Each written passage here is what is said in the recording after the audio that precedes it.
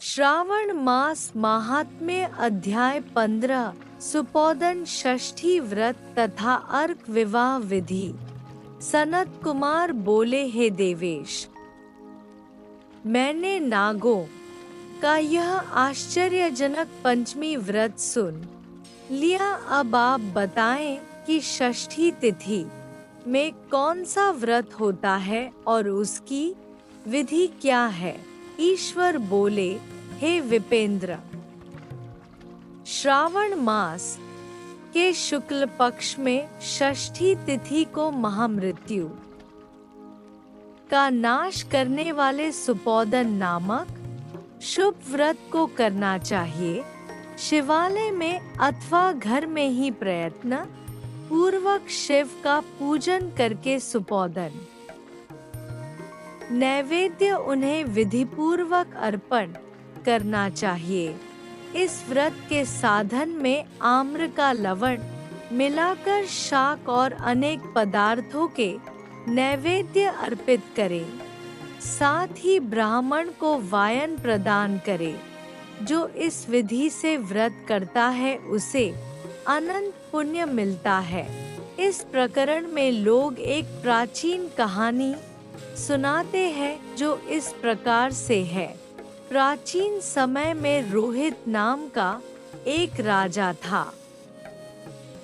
काफी समय बीतने के बाद भी उसे पुत्र रत्न की प्राप्ति नहीं हुई। तब पुत्र की अभिलाषा में उस राजा ने अत्यंत कठोर तप किया। ब्रह्मा जी ने राजा से कहा, तुम्हारे प्रारब्ध में पुत्र नहीं है। तब भी पुत्र की लालसा में वह राजा अपनी तपस्या से जरा भी विचलित नहीं हुआ। इसके बाद राजा तपस्या करते करते संकटग्रस्त हो गए। तब ब्रह्मा जी पुनः प्रकट हुए और कहने लगे, मैंने आपको पुत्र का वर तो दे दिया है, लेकिन आपका यह पुत्र अल्पायु होगा। तब राजा तथा उनकी पत्नी ने विचार किया कि इससे रानी का बांझपन तो दूर हो जाएगा, संतानहीनता की निंदा नहीं होगी। कुछ समय बीत जाने के बाद ब्रह्मा जी के वरदान से उन्हें पुत्र प्राप्ति हुई। राजा ने विधिपूर्वक उसके जात कर्म आदि सभी संस्कार किए। दक्षिणा नाम वाली उस रानी व राजा ने अपने पुत्र का नाम शिवदत्त रखा। उचित समय आने पर भयभीत चित्त वाले राजा ने पुत्र का यज्ञोपवीत संस्कार किया,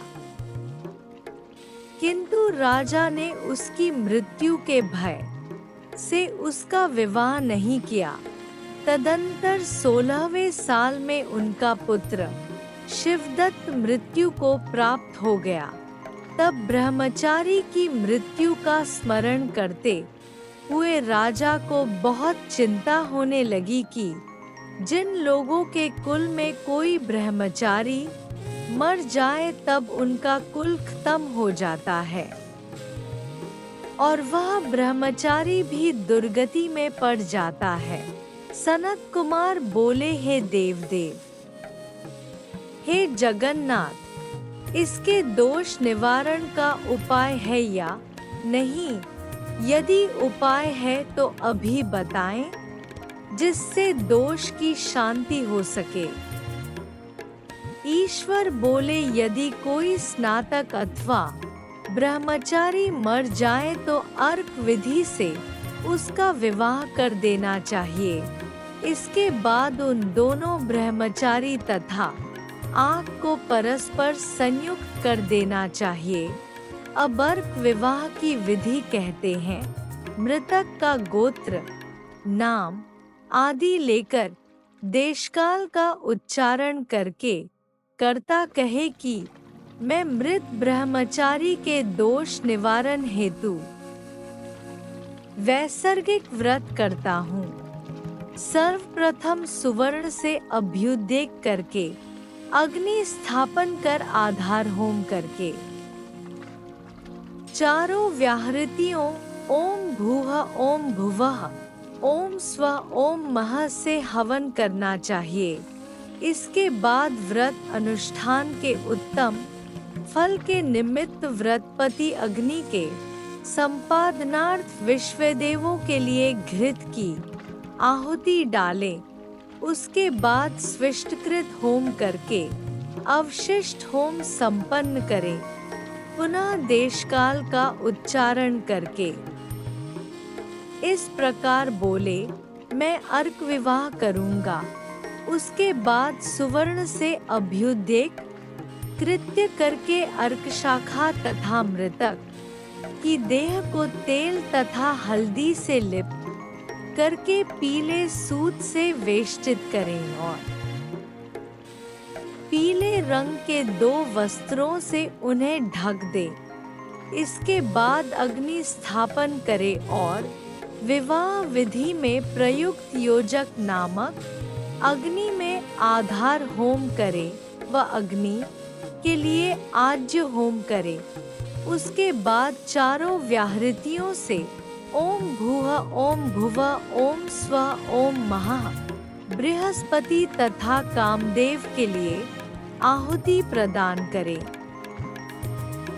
पुनः घृत से स्विष्टकृत होम करके संपूर्ण हवन कर्म समाप्त करें। उसके बाद आग की डाली तथा मृतक के शव को विधि पूर्वज जला दे। मृतक अथवा म्रियमाण के निमित्त 6 वर्ष तक इस व्रत का अनुष्ठान करना चाहिए। इस अवसर पर 30 ब्रह्मचारियों को नवीन कौपीन वस्त्र प्रदान करना चाहिए। हस्त प्रमाण अथवा कान तक लंबाई वाले दंड तथा कृष्ण मृगचर्म भी प्रदान करने चाहिए। उन्हें चरण पादुका, छत्र, माला, गोपी चंदन, प्रवाल मणि की माला तथा अनेक आभूषण समर्पित करने चाहिए। इस विधान से व्रत करने पर कोई भी विघ्न नहीं होता है। ईश्वर बोले, ब्राह्मणों से यह सुनकर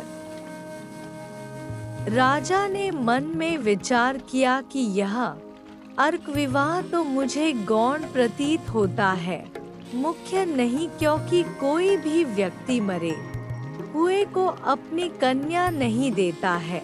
मैं राजा हूँ, अतः मैं उस व्यक्ति को अनेक रत्न तथा धन दूंगा जो कोई भी इसकी वधू के रूप में अपनी कन्या प्रदान करेगा।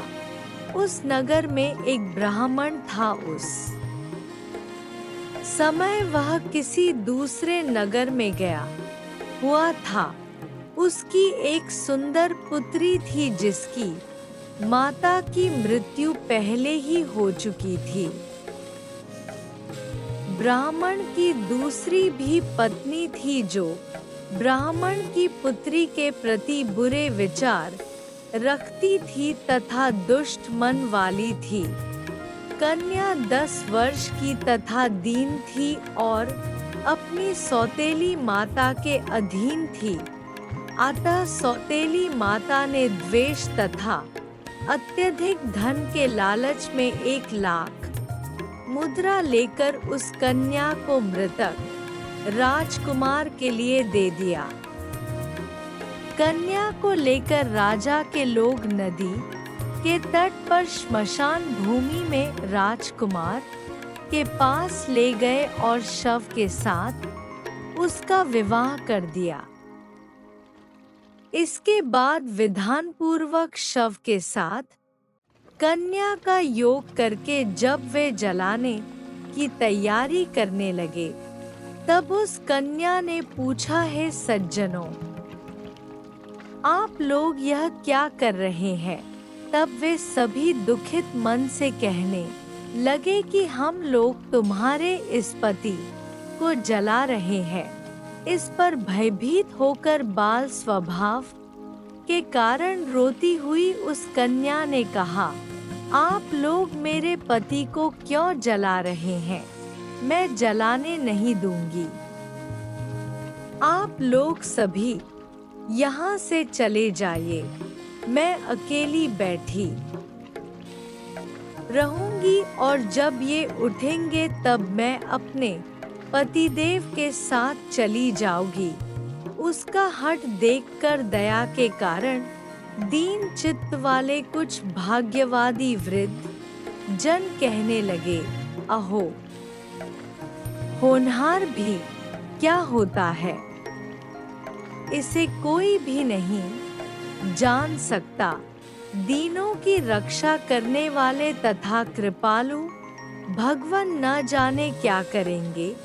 सौत की पुत्री का भाव रखने के कारण सौतेली माता ने इस कन्या को बेचा है। अतः संभव है कि भगवान इसके रक्षक हो जाए। अतः हम लोग इस कन्या को व इस शव को नहीं जला सकते। इसलिए सभी को अच्छा लगे तो हम लोगों को यहाँ से चले जाना चाहिए। परस्पर ऐसा निश्चय करके वे सब अपने नगर को चले गए। बाल स्वभाव के कारण यह सब क्या है, इसे ना जानती हुई भय से व्याकुल वह कन्या एकमात्र शिव तथा पार्वती का स्मरण करती रही। उस कन्या के स्मरण करने से सब कुछ जानने वाले तथा दया से पूर्ण हृदय वाले शिव पार्वती शीघ्र ही वहां आ गए। नंदी पर विराजमान उन तेज निधान शिव पार्वती को देखकर उन देवों का न जानती हुई भी उस कन्या ने पृथ्वी पर दंड की भांति पड़कर प्रणाम किया। तब उसे आश्वासन प्राप्त हुआ कि पति से तुम्हारे मिलने का समय अब आ गया है। तब कन्या ने कहा कि मेरे पति अब जीवित नहीं होंगे। उसके बाल भाव से प्रसन्न तथा दया से परिपूर्ण शिव पार्वती ने कहा कि तुम्हारी माता ने सुपोदन नामक व्रत किया था। उस व्रत का फल संकल्प करके तुम अपने पति को प्रदान करो। तुम कहो कि मेरी माता के द्वारा जो सुपोदन नामक व्रत किया गया है उसके प्रभाव से मेरे पति जीवित हो जाएं। तब कन्या ने वैसा ही किया और उसके परिणाम स्वरूप शिवदत्त जीवित उठ खड़ा हो गया। उस कन्या को व्रत का उपदेश देकर शिव तथा पार्वती अंतर्ध्यान हो गए। तब शिवदत्त ने उस कन्या से पूछा, तुम कौन हो और मैं यहाँ कैसे आ गया हूँ? तब उस कन्या ने उसे वृत्तांत सुनाया और रात हो गई। प्रातः होने पर नदी के तट पर गए। लोगों ने राजा को वापस आकर कहा कि हे राजन, आपका पुत्र व पुत्रवधू नदी के तट पर स्थित है। विश्वस्त लोगों से यह बात सुनकर राजा बहुत खुश हुआ। वह हर्ष भेरी बजवाते हुए नदी के तट पर गया। सभी लोग प्रसन्न होकर राजा की प्रशंसा करने लगे। वह बोले, हे राजन, मृत्यु के घर गया हुआ आपका पुत्र पुनः लौट आया है। इस पर राजा पुत्रवधू की प्रशंसा करने लगे और बोले कि लोग मेरी प्रशंसा क्यों कर रहे हैं? प्रशंसा के योग्य तो यह वधू है। मैं तो भाग्यहीन तथा अधम हूँ। धन्य और सौभाग्यशालिनी तो यह पुत्रवधू है, क्योंकि इसी के पुण्य प्रभाव से मेरा पुत्र जीवित हुआ है। इस प्रकार अपनी पुत्रवधू की प्रशंसा करके राजा ने दान तथा सम्मान के साथ श्रेष्ठ ब्राह्मणों का पूजन किया और ग्राम से बाहर ले जाए गए।